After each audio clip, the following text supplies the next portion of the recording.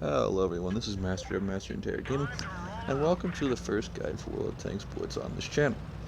In today's video, we're going to be going over how to choose the proper line you want to grind in World of Tanks.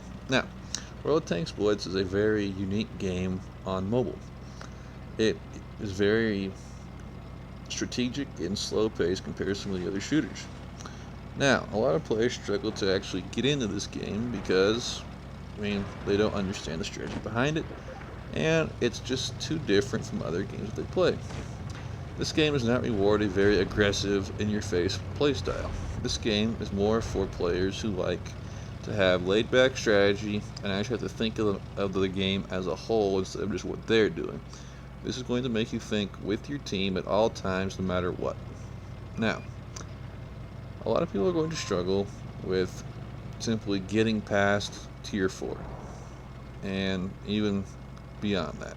So when you first get the game, you're going to want the Tier 10 because it looks like it's the biggest, baddest, coolest thing in the game, which is perfectly understandable. However, people just pick whichever one's the coolest and they try to just go, and then all of a sudden they're bored and they're just losing because they don't understand what they're doing. Now, my videos are going to show you how you should actually be playing each tank, how you should read each map, how to get into better scenarios in each map, and pretty much I'm going to take every scenario possible from the game and show you how, what, and how you should be doing it, and just try to make you a better player overall. Now, in this video, I'm going to show you a game I played in each Tier 1. I made sure that each game was pretty good, had a pretty good result. I made sure I was playing very well, and they should all be very entertaining to watch.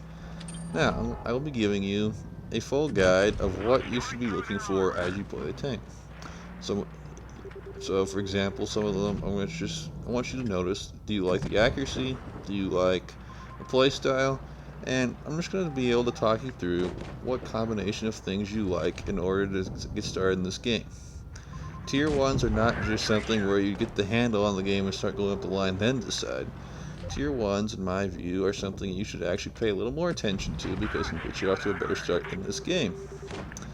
Now, my videos are also going to consist of, should you actually put money into this game? It is free to play, but you can buy things like premium account, premium tanks, whatever. I'm going to show you what's worth investing in, if anything, if you want to go that path, and I'm going to show you, if you're not going to spend anything, how you can actually get your hands on some of the best stuff in the game.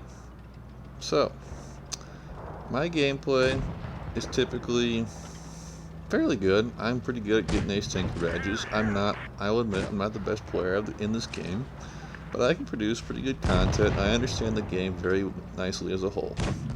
So, that's pretty much why you should listen to my advice, and I'm an above average player. I know what I'm doing.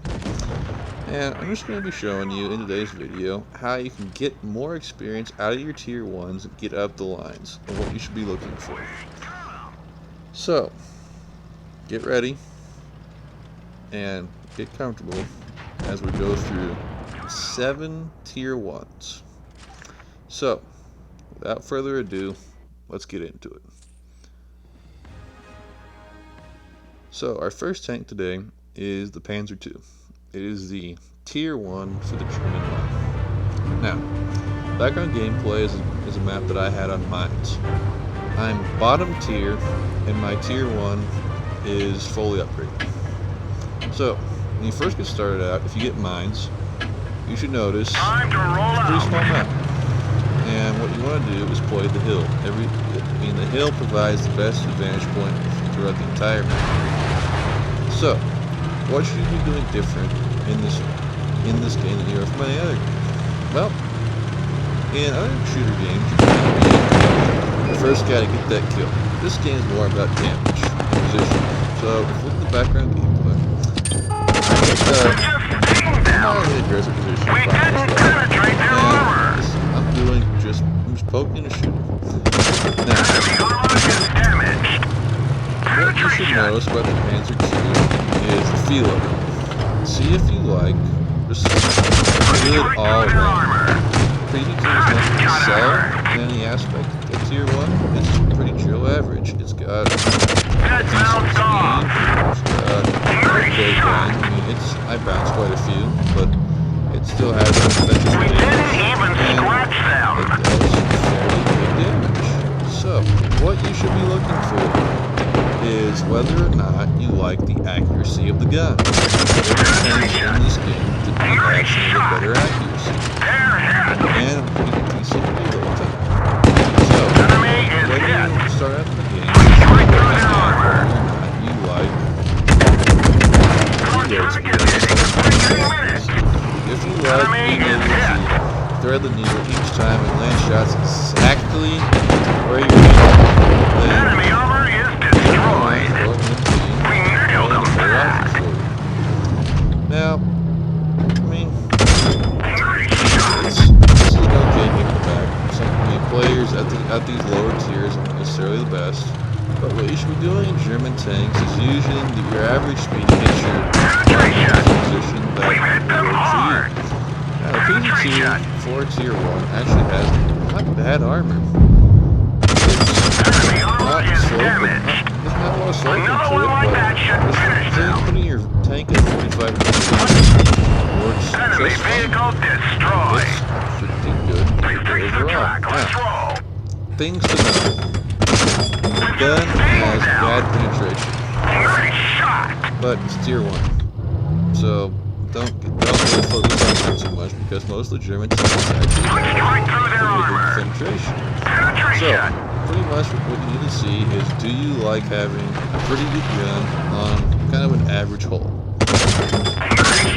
If you do, give a medium for the radio. If you don't like this, you should be thinking about what you don't like about it. I mean, I personally like the PZ2, I'm not saying you have to, but what you should be looking at is, if you don't like the autoloader, that's fine. You're not going to be sticking with the autoloader the whole time. Once you go up the line, everything's pretty much single shot. So, for the PZ2, just look at armor, average everything, and see if you like a good, accurate gun. And pretty much, if you do, German line's for you. So, going on to our next vehicle is the VAA Type B. This is the Tier 1 for the Chinese line. Now, I personally do not recommend going down the Chinese line if you are just starting out in the game. The Chinese line of tanks are, how should I say, very unique. They're pretty much very similar to the Russian tanks. However, Chinese tanks require a lot of skill to use and make them excel in different scenarios. Now, this Tier 1 overall, what you should be looking at is whether or not you can put up with, armor and a gun that can do pretty decent damage. For Tier 1, 50 alpha damage, which is pretty good. But all you should be looking at with the VA Type B is the gun. Do you like being able to just take off a good chunk of hit points every time you shoot? With, honestly, a pretty slow reload, 7.2 seconds. That's pretty bad for Tier 1, to be honest with you. But, as I was saying, the Chinese line requires a lot of skill. Up to the Type T34, the line is pretty much the exact same as the Russians. Now, Type 58 and the T34-1 are the kind of Tier 6, Tier 7 mediums. That's where, if you actually made it that far, you would begin to struggle because that's where there's a lot of skill needed to play. All of them, but both of those tanks are looks like that one went right through. Bad in the slightest, actually. They're pretty okay, but there isn't really a tank in the Chinese line where it's exceptionally good. All of them are, okay, not really the greatest. So, I'd say you can do Chinese line, but only if you kind of have a background with some of these unique games. Like you play World of Warships, then you're kind of used to playing, or any game that has the requirement of looking at the entire map and playing with a team, and fine, go ahead. But if you're looking for more background games where you're used to just being by yourself and just using your own skills to aim and stuff, the Chinese line is not really for you, because they're inconsistent. The best they get is average. But not to say that there aren't some you won't enjoy.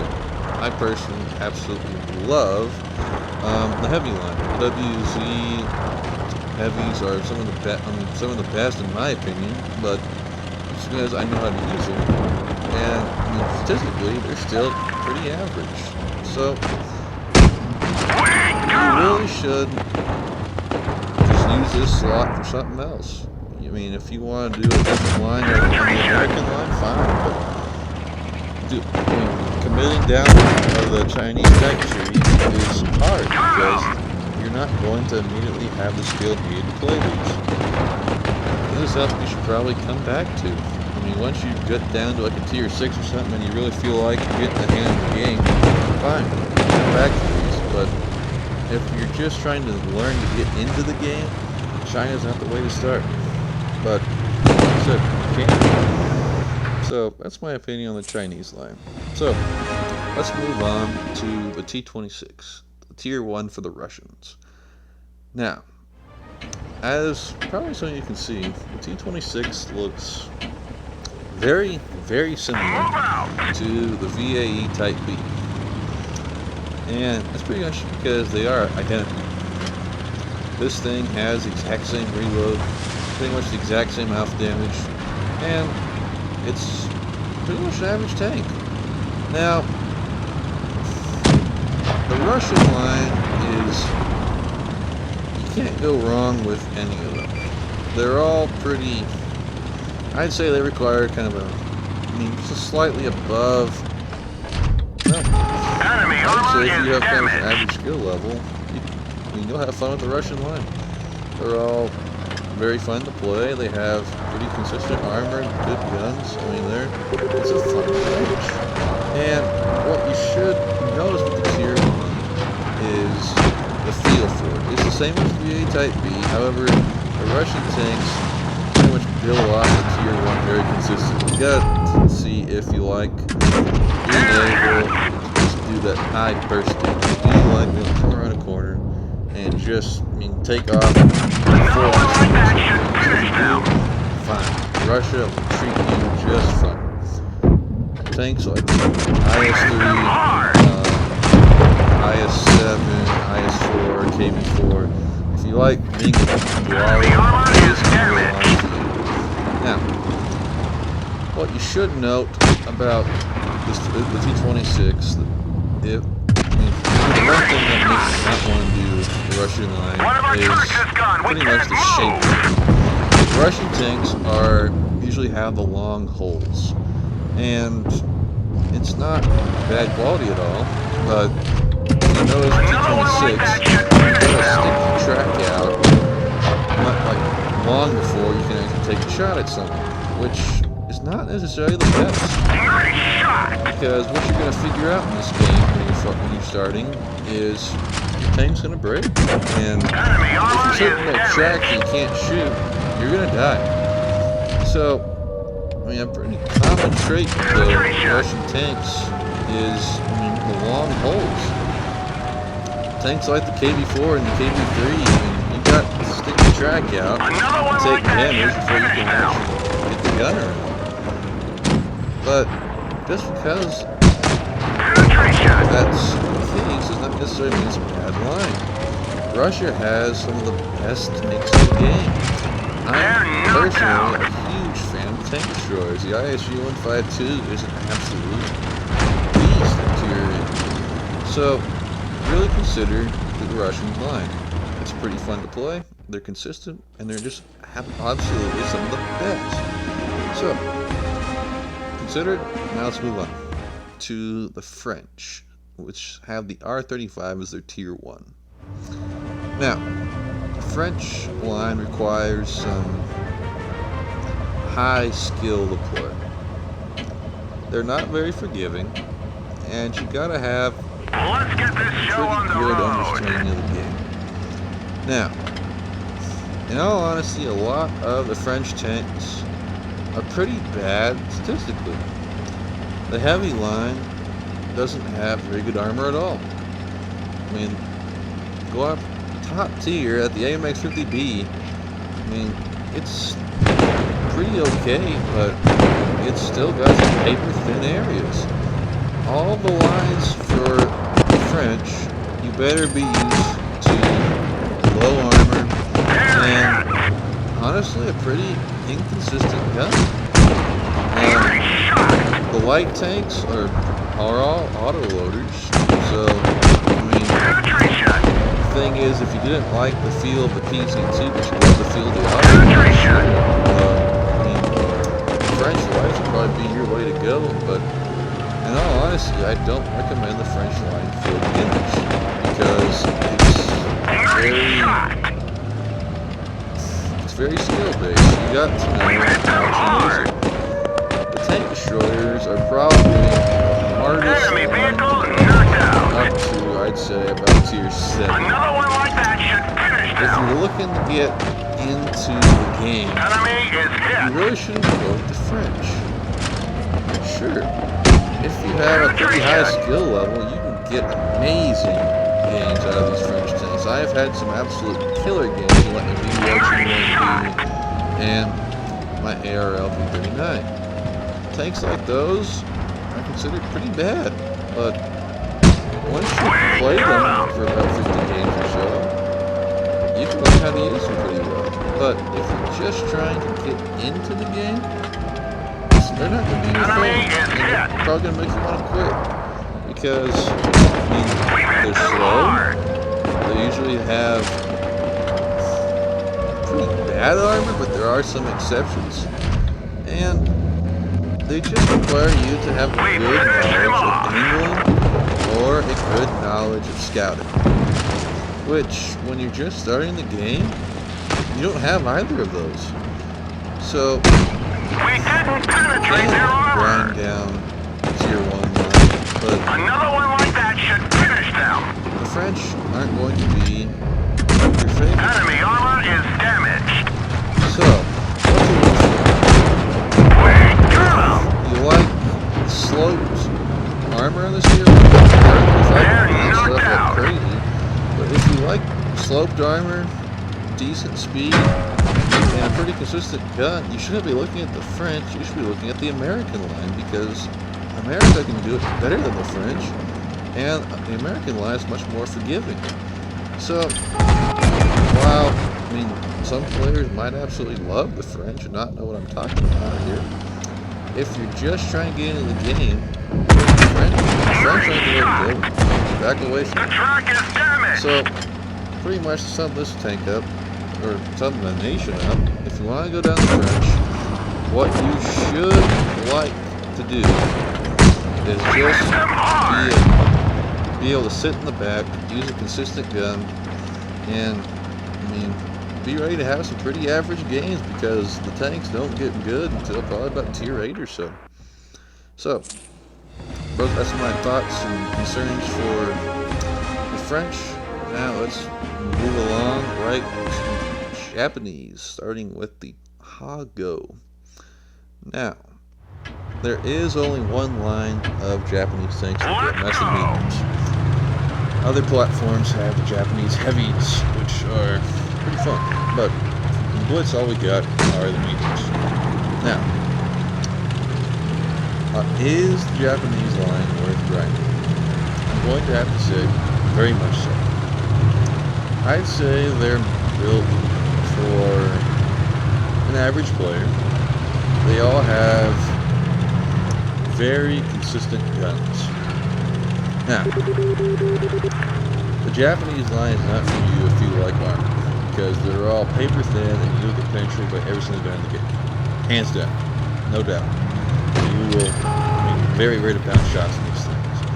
So, what you should be looking for when you're playing the Hago, deciding whether or not you're in the Japanese line, is whether or not you like I mean, if you like the feel of the vehicle, do you like the average speed of it? It's not very fast at all, but the gun is pretty consistent. It can do, I mean, I'd say about 40 alpha damage or so, which is okay at tier 1. Also, I mean, as you can see in the background gameplay, I mean, it's pretty low rolls, but the Japanese are all about that accuracy. I mean, they can thread the needle and hit any weak point on a tank, which is why I personally love the Japanese line. I think they're outstanding. So, what you should be looking for while you're playing this tank as well is, do you like the shape of it? And what I mean by that is, you should be looking at how you can use the terrain to your advantage. Japanese tanks usually have that nice center turret, pretty low, I'd say actually pretty high profile, considering Chinu and tiers 5 through 7, pretty high profile vehicles. But they're all pretty much up to tier 8, they're all pretty much the exact same shape going up the line. I mean, the STA-1 is probably the first looking thing you get, but to be honest, so if you really like the feel of the Ha-Go, you're pretty set for the Japanese line, because I mean, moving up Type 3 at tier 5, it'll be your favorite, you'll love it. But other things to note when you're playing this tank are, do you like every single time you hit? Now, I do realize I bounced 2 shots at the beginning, that was pretty lucky. But pretty much what you gotta realize is the Japanese line, people are gonna be hitting your weak spots every single time they shoot. So you get used to your commander going down, or you're gonna lose your engine, you're gonna be set on fire. That's the only issue with these tanks. But all in all, they're pretty consistent. The gun is a good speedy reload, 4 seconds, 4.5 seconds, so it's not bad to be honest. And what you should notice is, do you like the feel of it? Because if you do, you're set for up to tier 7 pretty much. So, like I said, just learn the line, learn the tank, and you should be good to go. Japanese means to treat you just fine. And, I mean, back on gameplay, that's pretty okay much. But let's go on to the next one. So, let's move on to the fine British with the Cruiser 2. Now, let's get this show on the road. The British tanks are pretty user-friendly. They're for the types of players who like pretty consistent gun with that's on top of a tank that has pretty good speed, but no armor. British, there's not a British tank in the game that has, there's not a British tank in the game that's going to be absolutely consistent with the armor.